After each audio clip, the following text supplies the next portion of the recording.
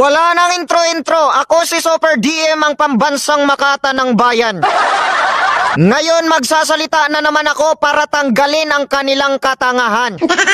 Ito ay para sa mga vlogger at sa kanilang supporters na bubos sa confidential fans.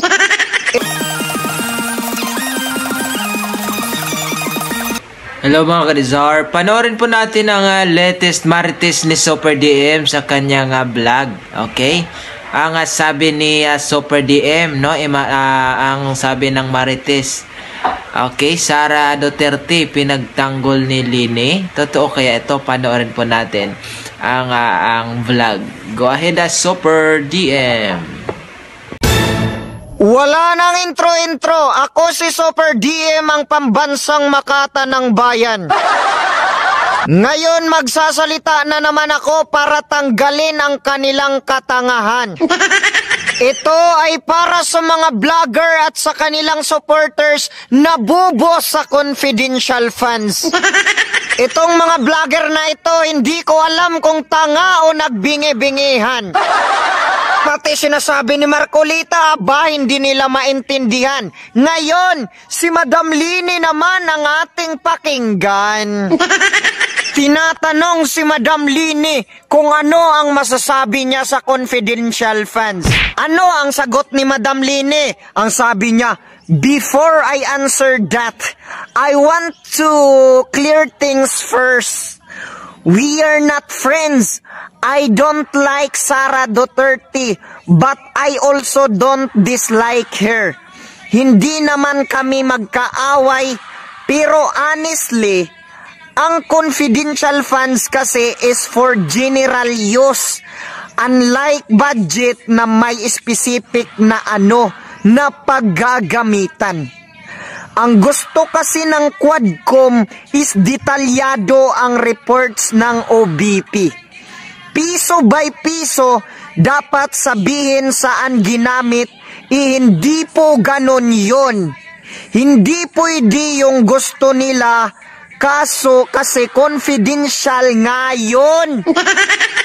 O napahiya ba ang mga bangag loyalist?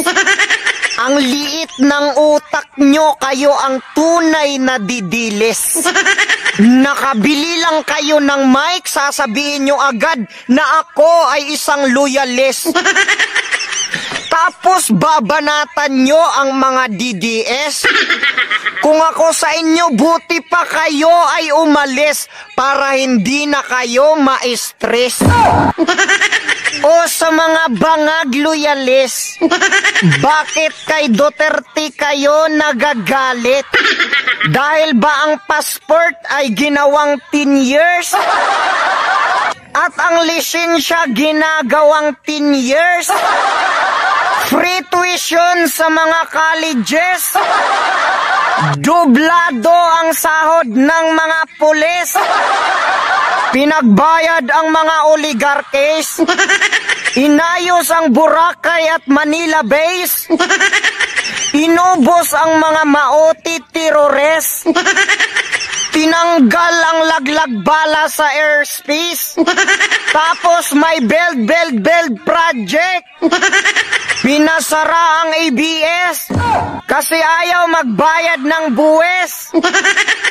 Tapos inubos ang mga adik. Sasabihin nyo, bayad kami. Oo, matagal na kaming bayad hanggang sa aming kaapo-apuhan. Nakikita nyo naman ang magandang proyekto na ating napakinabangan.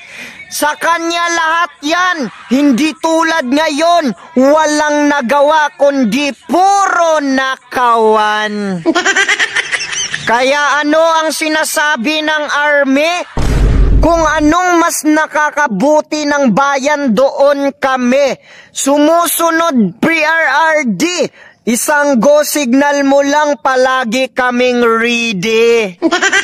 At eto pa, meron pang nagsabi. Una, hindi nila hawak sa liig ang buong tropa. Pangalawa, mas alam ng enlisted kung ano ang gagawin namin.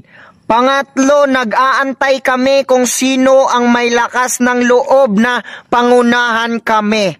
Pang-apat, taong bayan ang busing namin at hindi sa iisang tao. Pang-lima, marunong kaming tumanaw.